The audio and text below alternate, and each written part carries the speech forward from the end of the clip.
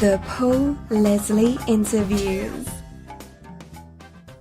We're going to be talking about a quiet man of music. For some time now, he's been the engineer of the Paul Leslie Hour. We can assure you he does exist. He doesn't talk a lot about himself, but that's why I have Jeff Pike, and we're going to talk a little bit about Henry Jordan. That's Jordan, not Jordan. So, Jeff, good to have you here. Good to hear your voice again, Paulie. Been a while. Good to be here. So, how did you come to meet Henry Jordan? I met Henry, who I miss terribly. I need to see him soon, through a newspaper ad back in, I'm thinking, probably 1982, I believe. There was an ad in there for a guitar player needed to be in a band for an event of some sort, I believe. I think it was the Creative Loafing, but I'm not really sure. But it was through a newspaper ad, and I answered the ad, and I went over to Henry's photography studio. He was working for another company then. I forget who it was, but it was a really big company, and he had his own office and a really big rehearsal space, and I rehearsed with him and got the job. And we became, well, you know how Henry is, you become his friend instantly, and we've been best friends ever since. Long time ago. What was your first impression of him when you met him? I liked him. He seemed serious. He seemed humorous. He seemed dedicated, intelligent, and also a bit aloof. Why do you say that? He had an air about him, just a humorous air about him. I mean, he's always been serious. He can be very serious and very dedicated, but yet he always has a way to bring some kind of humor to any situation, even whether he means to or not. And I think that's always been a very attractive trait of Henry's personality. He seems genuine, honest, and all-around great guy, really. I remember after a segment of interview had been playing in the studio, he hit pause, or we stopped for a moment, and he said, "Most people take themselves too seriously." He's right. He's most correct. I agree, and I'm sure that at times I've been guilty of that myself. But Henry never has, and all the years we were together as friends and bandmates and even roommates, we were laughing most of the time. I miss him. So tell us about Henry, the drummer.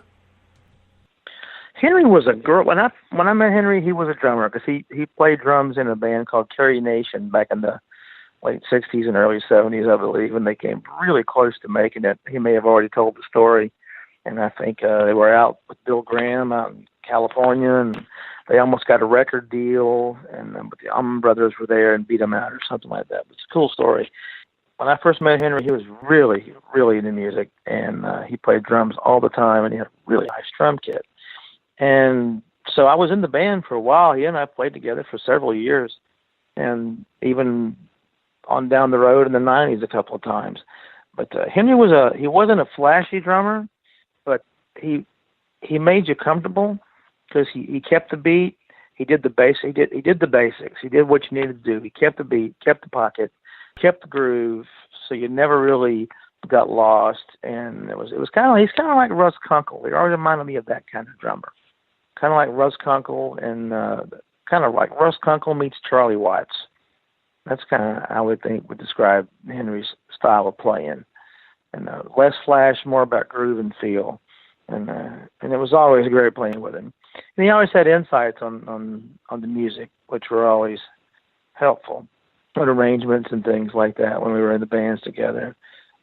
But also with Henry, when I think about Henry, I just think about fun, man. We used to laugh all the time, even in rehearsals and songs about lyrics, or he would find just something funny to do and to make everybody laugh all the time. It was just great. But I thought Henry was a really good drummer. I found it a shame that he hasn't really continued playing over the years.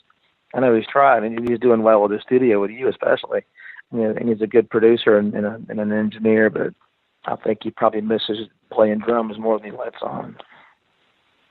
As you just mentioned, Henry is the guy in the studio who knows what all the knobs do, and I don't know how any of that works, but Henry does that. And you've also worked with Henry on an album. There was an album that came out a few years ago that you did with the late Hugo Duarte. Tell us about your time with Henry behind the control panel in the studio. Well, I have to tell you, first of all, I miss Hugo terribly. But that time that we shared, and it was a lot of time. Looking back at it, thinking about it now, I think it was over a year it took us to make that record, and that was mainly due to Hugo's perfectionistic attitude. And after a while, we almost ended up working ourselves backwards, but it was a long process. But what I do remember is Henry bringing him in and making him feel at home, making him feel at ease, and making a really relaxed atmosphere, because Henry's studio was so relaxed and nice anyway. There was always food, there was always coffee, we could sleep all we wanted to, and we stayed there all the time. And it's kind of like the old days, living in the studio while you're making a record. And the studio happens to be a really nice home. But Henry had more, he could actually get more out of Hugo than I could, which is odd, because Hugo and I were the partners and the musicians.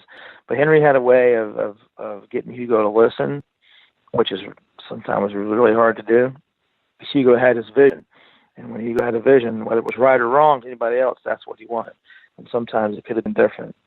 But Henry he persevered, and he was up at the break of dawn, and he was right there with Hugo the whole time. Even when I had to bail, he was always there right with him, pushing the faders, turning the knobs, doing one more take after take after take after take for Hugo, and he was always there. And even sometimes some things crashed. We had his computer crashed, and he went out and spent a lot of money on a whole new system and never charged us a dime. And he was very, very, very, very generous with his time, and went to a lot of personal expense just to be part of the record. And I can look back now, we should have had 3 people on the cover, because that was really a 3-person effort.